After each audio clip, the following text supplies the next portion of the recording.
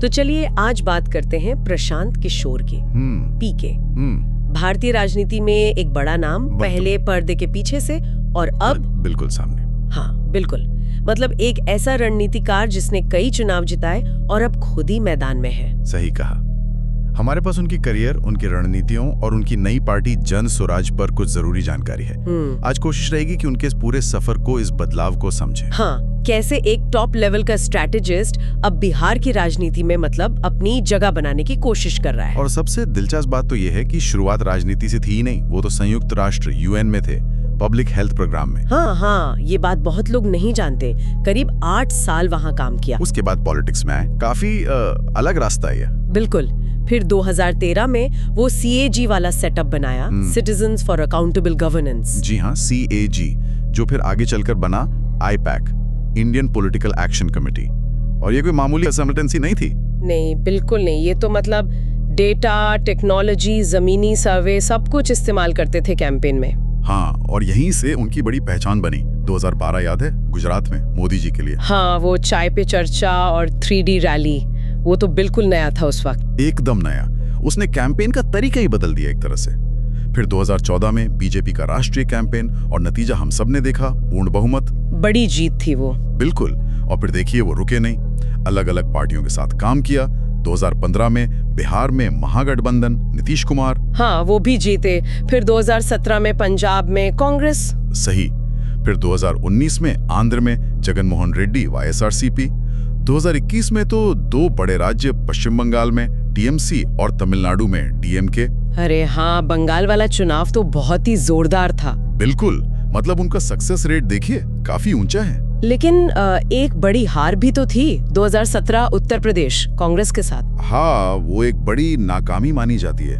और शायद यही सब अनुभव, जीत, हार, उन्हें राजनीति में खुद उतरने की तरफ ले गए। हो सकता है कि बाहर से सिस्टम बदलने की एक लिमिट है, ऐसा लगाओ। शायद इसीलिए मई 2022 में शुरू किया जन स्वराज अभियान, पूरे बिहार में पदयात्रा।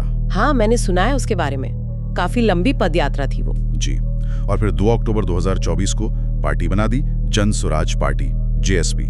और उनका मॉडल भी थोड़ा हटके है। कह रहे हैं कि नेता वो खुद नहीं होंगे, नीचे से चुना जाएगा। ये कितना प्रैक्टिकल है? देखिए, कहने में तो अच्छा लगता है, और ऐलान भी बड़ा है। 2025 बिहार चुनाव, सभी 243 सीटों पर अकेले, कोई गठबंधन नहीं, इंडिया ब्लॉक से भी नहीं। अकेले बिहार जैसे राज्य में? ये तो बहुत बड़ा रिस्क है। रिस्क तो है, लेकिन उनके वादे भी सीधे जनता से जुड़े हैं, जैसे 40 से ज्यादा महिला उम्मीदवार, और पलायन, जो बिहार की एक बड़ी समस्या है, उसे रोकने का वादा। लेकिन वो मौजूदा नेताओं पर हमले भी तो बहुत कर रहे हैं। राहुल गांधी पर, नीतीश कुमार पर।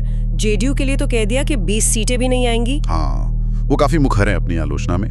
यहीं पर उनकी ताकत और कमजोरी दोनों दिखती हैं। ताकत तो समझ आती है, उनका पिछला रिकॉर्ड, डेटा का इस्तेमाल, कम्युनिकेशन।